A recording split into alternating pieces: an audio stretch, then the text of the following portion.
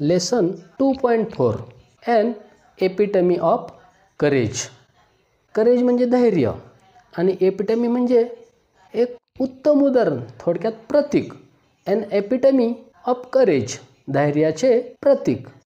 हा जो धडा आहे हा ह्या शतकातील एक थोर शास्त्रज्ञ डॉक्टर स्टीफन हॉकिंग्स, का ज्यांना एक असाध्य आजार झाला होता आणि ज्यामुळे ते व्हीलचेअरवर बांधून होते थोडक्यात, किंवा जखडून होते, ज्यांना अजिबात हालचाल कोणत्या प्रकारची करता येत नव्हती. आणि त्यांचा हा प्रेरणादायी पाठ आज आपण पाहणार आहोत. चला तर आपण समजून घेऊया ॲन एपिटमी ऑफ करेज, धैर्याचे प्रतीक. We often tend to hide. Tend म्हणजे कल असणे. तो वी ऑफन टेंड, आपला सतत कल असतो. टू हाईड बिहाइंड, कशा मागं लपायचा? आवर विकनेसेस, आपल्या उणिवा, कमतरता. डिसॅबिलिटीज, अक्षमता. हँडिकॅप्स, अपंगत्व. तर ह्या कारणांच्या आड नेहमी लपण्याकडे आपला कल असतो. ऑर मॉर्न ओव्हर देम, किंवा त्यावर रडायचं, म्हणजेच रडायचं म्हणजे दुःख करायचं. आवर होल लाईफ थ्रू, आपलं संपूर्ण आयुष्यभर त्याचबाबत आपण कुठंच राहायचं, तक्रार करत राहायचं. Doctor Stephen Hawking, one of the greatest scientist of this century. ह्या शतकातील एक महान शास्त्रज्ञ doctor Stephen Hawkings. Did not do so, त्यांनी तसं केलं नाही, म्हणजे थोडक्यात त्या रडत बसले नाहीत. In spite of suffering from very rare and dreaded disease. Dreaded म्हणजे भीतीदायक, रेअर म्हणजे दुर्मिळ. असा हा जो खूप दुर्मिळ आणि भीतीदायक जो आजार आहे, हा आजार होता त्यांना. Doctor Hawkings continued his research undaunted. Doctor हॉकिंगनी त्यांनी त्यांचा संशोधन चालू ठेवलं, अनडाउंटेड, बिनधास्तपणे. His exemplary courage should inspire us. Exemplary म्हणजे अनुकरणीय. हिज एक्झाम्पलरी करेज म्हणजे त्यांचे अनुकरणीय धैर्य. शुड इन्स्पायर अस, आपल्याला प्रेरणा देतो. टू डू आवर बेस्ट, का आपल्यातलं सर्वोत्तम देण्यासाठी. इव्हन अंडर ट्राईंग सर्कमस्टन्सेस, तर असा किती कसोटीचा काळ आला तरी आपल्याला ते प्रेरणा देतं. He passed away on March 14, 2018. 14 March 2018 रोजी त्यांचा देहांत झाला. Exactly 300 years after the death of great scientist Galileo. थोर शास्त्रज्ञ गॅलिलिओ यांच्या मृत्यूनंतर बरोबर 300 वर्षांनी doctor Stephen Hawking was born. Doctor Stephen Hawking यांचा जन्म झाला इन ऑक्सफर्ड, लंडन. लंडनमधील ऑक्सफर्ड येथे on the 8th day of January 1942. 8 जानेवारी 1942 रोजी. Little did his parents know, त्यांच्या पालकांना अजिबात माहीत नव्हतं किंवा कल्पना नव्हती.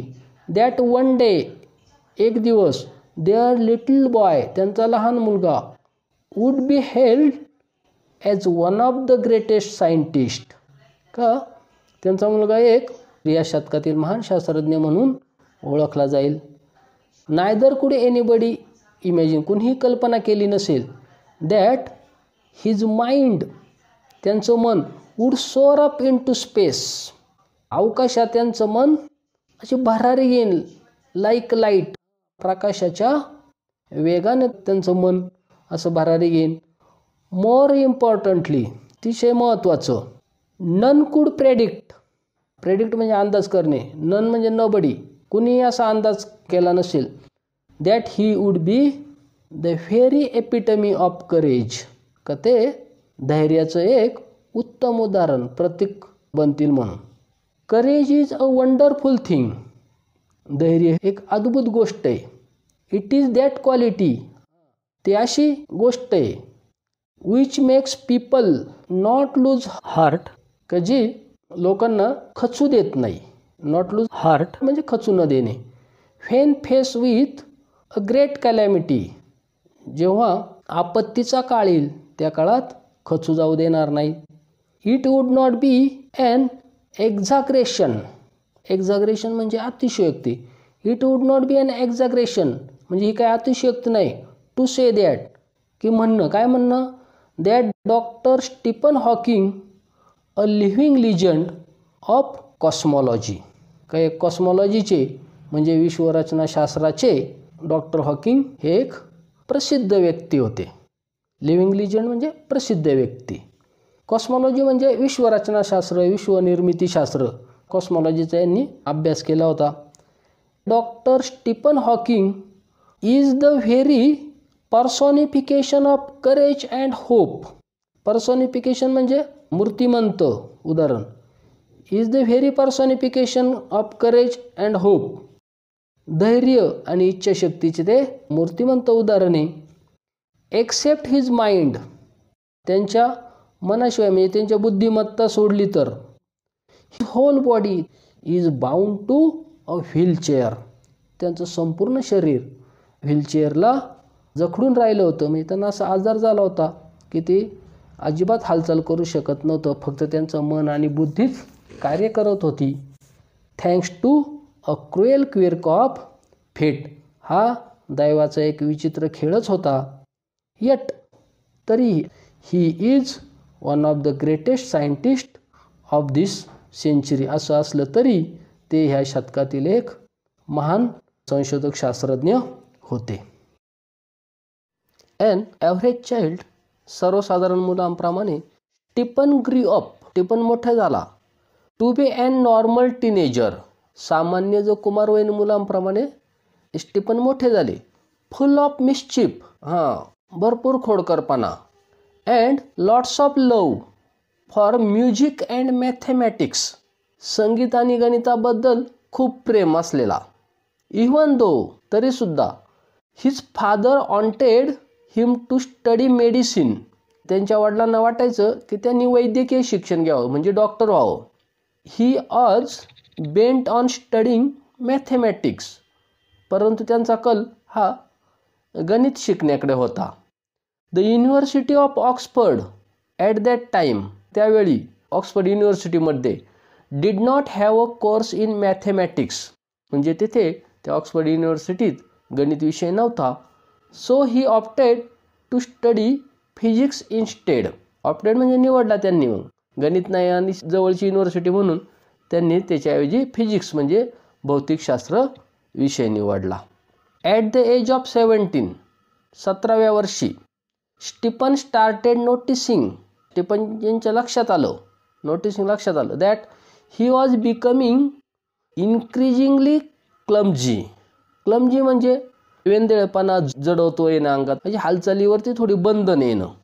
तर असं त्यांच्या शरीरात हा जो बदल होते त्यांच्या तो लक्षात आला. And even fail down couple of times, आणि एक दोनदा तर ते पडले सुद्धा. फॉर नो रिझन, काही कारण नसताना पडले. धिस परप्लेक्स्ड, परप्लेक्स म्हणजे हैराण झाले, त्याच्या यांनी ते हैराण झाले. धिस परप्लेक्स हिम, आणि त्याने ते हैराण झाले. And he went to see his family doctor, आणि ते त्यांच्या फॅमिली डॉक्टरला दाखवायला गेले. हू डायग्नोज हिम, त्यांनी निदान केलं. As suffering from an extremely rare, extremely म्हणजे अत्यंत, रेअर दुर्मिळ, अत्यंत दुर्मिळ आजार आहे. ALS और LOU, गेहरिग्ज डिसीज, म्हणजे अमोट्रॉफिक लॅटरल स्क्लेरोसिस. ALS और LOU, गेहरिग्ज डिसीज. तर हे एक आजार आहेत, दुर्मिळ आजार. That affects the nervous system, त्याचा परिणाम कशावर होतो? Nervous system. नर्वस सिस्टीम म्हणजे मज्जासंस्था, आपल्या शरीरातील मज्जासंस्थाची ज्या योगी आपण हालचालीवर आपलं नियंत्रण राहत असतं, आणि ह्या मज्जासंस्थेवर परिणाम करणारा हा रोग होता दुर्मिळ असा. अँड इव्हेंच्युअली विकन्स, इव्हेंच्युअली म्हणजे हळूहळू, विकन्स म्हणजे कमजोर होत चालले. All the muscles of the body, आणि त्यांच्या शरीराचे स्नायू हळूहळू कमजोर होत चालले. स्टीफन सेज, स्टीफन म्हणतात, that even as a child, लहानपणी, हिज मसल कॉर्डिनेशन, म्हणजे त्यांच्या स्नायूंचा समन्वय, was nothing to write home about, साधं ते लिहू सुद्धा शकत नव्हते, इथपर्यंत त्यांचं ते स्नायूंचं समन्वय कमी झाला होता. ही रिकलेक्ट्स, त्यांना थोडं आठवते. दॅट हिज हँडरायटिंग, त्यांचा हस्ताक्षर, would send his teacher into fit of frenzy. Fit of frenzy म्हणजे रागाने बेभान होणे. त्यांचं अक्षर पाहून त्यांचे शिक्षक रागाने बेभानच झाले. आपण पहा, समजा आपण जरी पेन सावकाश पकडला ठीक आहे नाही तरी हस्ताक्षर आपलं छान येत नाही, तर तसं त्यांचा तो बोटांमध्ये सुद्धा समन्वय स्नायूंचा. नॉर ऑज ही इन्क्लाइंड टुवर्ड स्पोर्ट्स, त्यांचा खेळाकडे सुद्धा कल नव्हता, कारण अशी शारीरिक परिस्थिती असल्यामुळे. नेव्हरथलेस, तरीसुद्धा, this disease came as a bolt from the blue.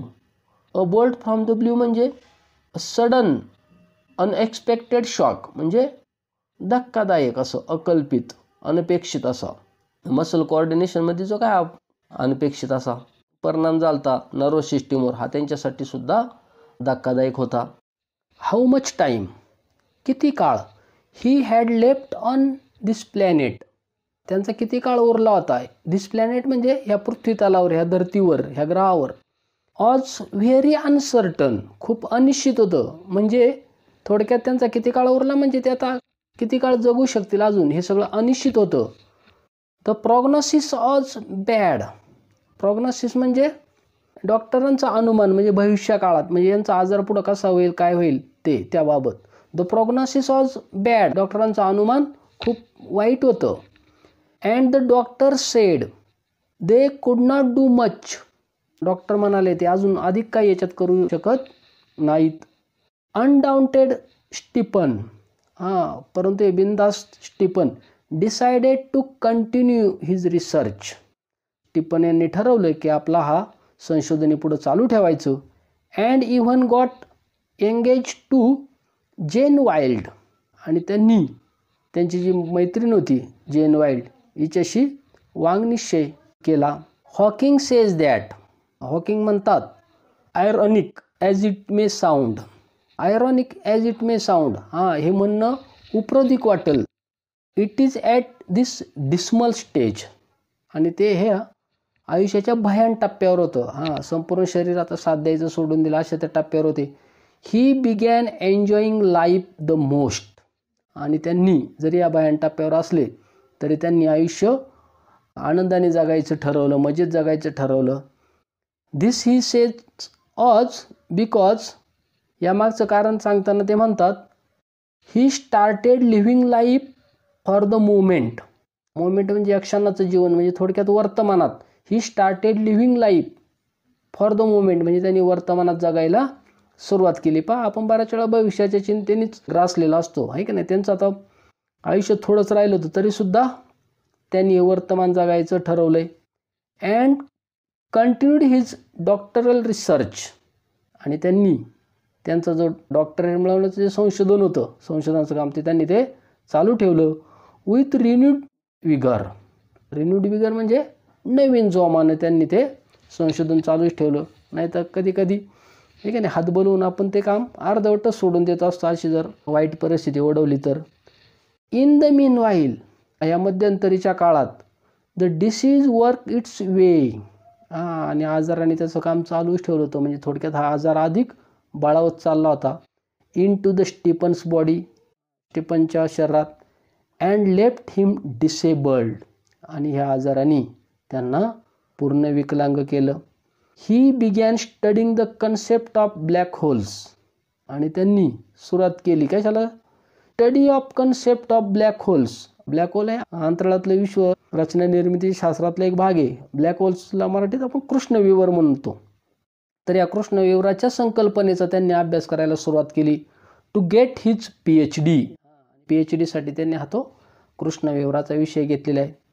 By this time, आणि सगळ्यात शेवटी याच्यात, he was confined to wheelchair. Confine म्हणजे जखडले गेले, खेळले गेले त्या व्हीलचेअरला, खुर्चीला ते खेळले गेले, म्हणजे त्यांची हालचाल थोडक्यात बंद झालेली आहे. And was rapidly losing, rapidly म्हणजे वेगाने, and was rapidly losing control, त्यांचं ते नियंत्रण हरवलेले.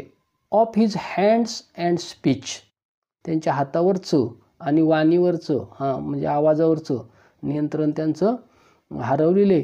The study of black holes spark his imagination with bright ideas. आणि या कृष्णविवराच्या अभ्यासाने त्यांच्या जे कल्पनाशक्तीला अनेक दुमारे फुटले. म्हणजे त्यांची बुद्धी मन हे ते शाबूते पूर्ण आहे, अधिक उलट तेजस्वी झालं. He made many epoch making statements. आणि त्यांनी असे काही नवीन सिद्धांत मांडले. दॅट शुक एस्टॅब्लिश्ड थेरीज. एस्टॅब्लिश थेरीज म्हणजे पूर्वापार जे काही सिद्धांत आले होते त्यांना त्यांनी हलवून सोडला. असे नवीनच सिद्धांत त्यांनी मांडले. Scientist believe that. शास्त्रज्ञांचा विश्वास होता the universe begin with big bang. आणि विश्वाची सुरुवात बिग बँगनी झालेली आहे. बिग बँग थेरी म्हणजे महाविस्फोटाची थेरी आणि त्याच्यातूनच विश्वाची निर्मिती झाल्याचे शास्त्रज्ञ मानतात. To explain this concept better.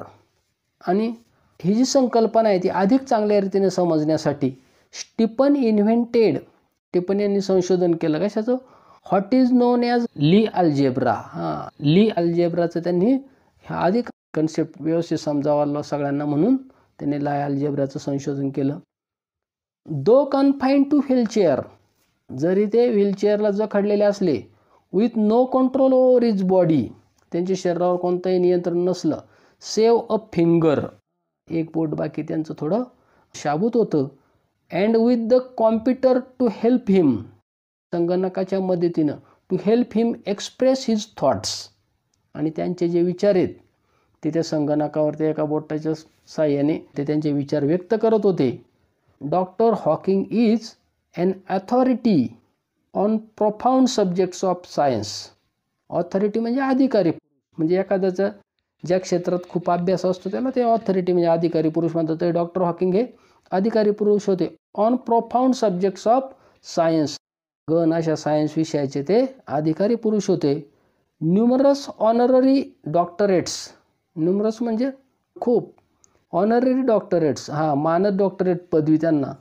And awards आणि मान सन्मान हॅव बीन बेस्टोड ऑन हिम. त्यांच्यावर हे असे अनेक सन्मान डॉक्टरेट पदव्या त्यांच्यावर बहाल केल्या गेल्या. बेस्टोड ऑन म्हणजे बहाल करणे, त्यांनी सन्मानित करणे. He is a fellow of the Royal Society. आणि ते रॉयल सोसायटीचे सहकारी देखील आहेत. And member of US National Academy of Science. आणि US जी नॅशनल अकॅडमी आहे विज्ञानाची त्याचे ते सदस्य देखील आहेत. In spite of being considered Einstein's equal in intelligence. आइन्स्टाईनच्या बुद्धिमत्तेच्या बरोबरीचं जरी समजलं, doctor Hawking is a very humble man. Doctor Hawking हे खूप नम्र व्यक्ती होते. अ सिंपल साधे डाऊन टू अर्थ मॅन. जमिनीवर असणारे. म्हणजे एवढं संशोधन केलं की एवढं जर मला तर मिळाला तर बऱ्याच वेळा गर्व येत असं होतं. तसं त्यांच्यात काही नाही, ते जमिनीवर राहणारे आहेत. He has authored many books. त्यांनी अनेक पुस्तकं लिहिली. Dealing with his awesome ideas. त्यांच्या ज्या काय असाधारण अशा कल्पना होत्या. Keeping a layman in mind. Layman म्हणजे सामान्य माणूस. इन माइंड म्हणजे सामान्य माणसाला समोर ठेवून त्यांनी त्यांच्या असाधारण कल्पना पुस्तकात मांडल्या. His writing is full of wit and humour. त्यांचं जे संपूर्ण लिखाण आहे ते पूर्णपणे बुद्धिचातुर्याचं अँड ह्युमर आणि विनोदी होतं. His style is so lucid. आणि त्यांची स्टाईल म्हणजे लिहिण्याची स्टाईल इज सो ल्युसिड. अत्यंत सुबोध म्हणजे सहज समजेल अशी. दॅट नॉन सायंटिस्ट म्हणजे शास्त्रज्ञ नसणारे कॅन ऑल्सो अंडरस्टँड हिम. जे शास्त्रज्ञ जरी नसले तरी ते त्यांचं जे काय हे संशोधनाचं लिखाण आहे ते सहज समजू शकत होते. His book a brief history of time. त्यांचं पुस्तक brief history of time is one of the best selling books. आणि ते एक बेस्ट सेलिंग बुक सर्वाधिक खपाचं पुस्तक ऑफ आवर टाईम. सध्याच्या ह्या काळातील ते सर्वाधिक खपाचं पुस्तक ठरलं. On being asked how he feels about having the dreadful ALS. तो भयानक जो आजार आहे ALS ज्यांनी त्यांची सगळी मज्जासंस्थेवर परिणाम केला, स्नायूवर, तर त्याबाबत त्यांना विचारलं, doctor Hawking, the quintessence of optimism and hope. Quintessence म्हणजे मूर्तिमंत उदाहरण, मूर्तिमंत रूप. Of optimism and hope. Optimism म्हणजे सकारात्मकता, अँड होप आशावाद. म्हणजे हे सकारात्मकता आणि आशावादाचं हे मूर्तिमंत उदाहरण आहे. सेज ते म्हणतात, not very different from the rest. Rest म्हणजे बाकीचे लोक. बाकीच्यांपासून मी काही वेगळं नाही आहे. I try and lead as normal a life as possible. आणि मी माझं हे आयुष्य सामान्यपणे जगत आहे. And not think about my conditions. आणि मी माझ्या या परिस्थितीवर विचार करत नाही. Or regret the things it prevents me from doing. किंवा खंतही करत नाही. काय कशाची? मला त्याच्यापासून काही करता आलं नाही याच्याबद्दल मी खंतही करत नाही. Which are not many. आणि अशा गोष्टी काही खूप नाही आहेत. डॉक्टर हॉकिंग फर्मली बिलीव्ज म्हणजे त्यांचा दृढ विश्वास आहे. कशावर? That in the next millennium, पुढील 1000 वर्षात, सायन्स विल डिस्कवर, सायन्स विज्ञान शोध लावेल, the core secrets of the universe. आणि हे 1000 वर्षामध्ये हे विज्ञान जे आहे ते विश्वाची गूढ रहस्य, इट्स ओरिजिन त्याचे उगम, इट्स हिस्ट्री त्याचा इतिहास, and may be even predict it's ultimate demise. Ultimate demise म्हणजे अंत. ह्या विश्वाचा अंताचा सुद्धा प्रेडिक्ट करेल, अंदाज लावेल विज्ञान पुढच्या 1000 वर्षात. लाईक डॉक्टर हॉकिंग यांच्याप्रमाणेच देअर आर मेनी पीपल, असे खूप लोक आहेत, who display exemplary courage in their lives, की त्यांच्या आयुष्यात त्यांनी अत्यंत धैर्याने ते सामोरे गेले. Let's salute all those brave people. तर चला तर त्यांना आपण सॅल्यूट करूया, त्यांना आपण सन्मान करूया. Who in spite of being disabled strive to do their best. त्यांनी त्यांच्या आयुष्यात असं सर्वोत्तम काही करून दाखवलेलं आहे. अशांना आपण सॅल्यूट करूया, मानवंदना करूया. तर हा जो स्टीफन हॉकिंगचा पाठ आहे तो आज आपण पाहिला. म्हणजे एवढे प्रचंड आयुष्यात संकट असताना सुद्धा त्यांनी मोठं संशोधन केलेलं आहे. त्यापासून आपण प्रेरणा घेऊया. हा व्हिडिओ जर तुम्हाला आवडला असेल तर लाईक करा, विद्यार्थी मित्रांना शेअर करा आणि अधिकाधिक शैक्षणिक व्हिडिओ पाहण्यासाठी आमच्या क्लासरूम सिनेमा या यूट्यूब चॅनलला सबस्क्राईब करा. धन्यवाद.